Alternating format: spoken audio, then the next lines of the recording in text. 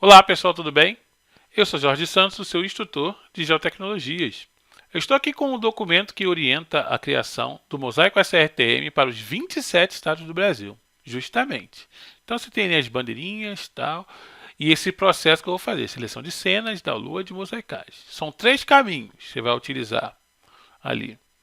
O portal UFData para realizar o download do MDE SRTM e vai por meio do QGIS, versão 3.14, gerar o mosaico. Então é simples, desde que você venha seguir rigidamente o espaço. Essa é uma playlist que eu vou colocar lá no YouTube, lá no canal Instrutor GIS.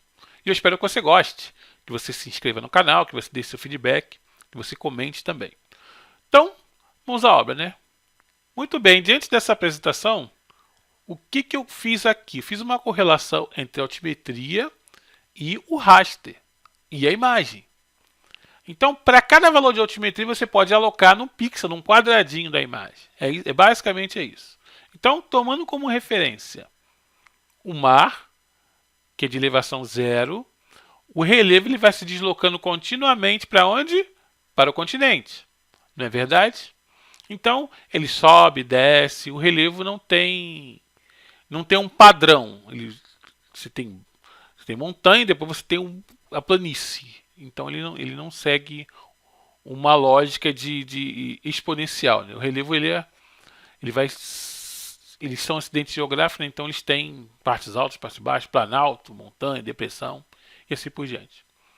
Então, para a imagem, significa que a altitude mais baixa corresponde ali à altimetria mais plana. E a altitude mais elevada ou mais acidentada, ela corresponde às partes mais montanhosas, olhando na imagem. Então, olhando aqui na ilustração, você tem o seguinte.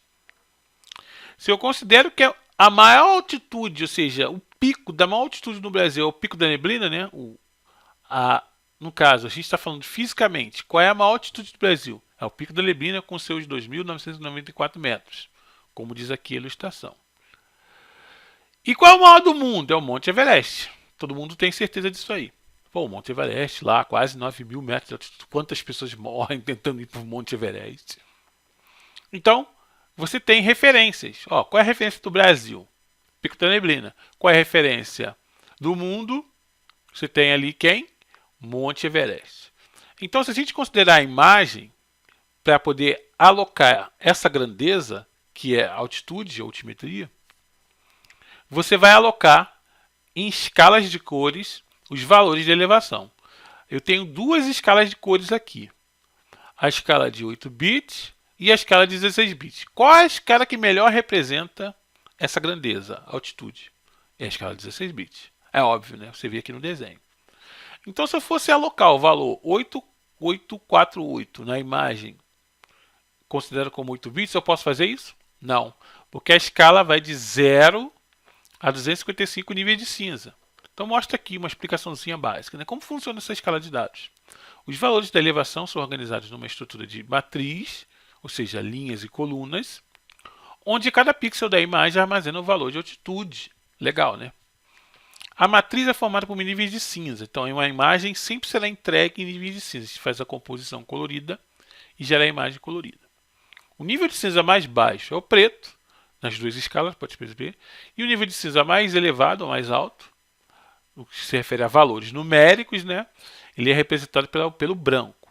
A matriz ou imagem utiliza uma escala de cores metodicamente escrita em número binário de base 2.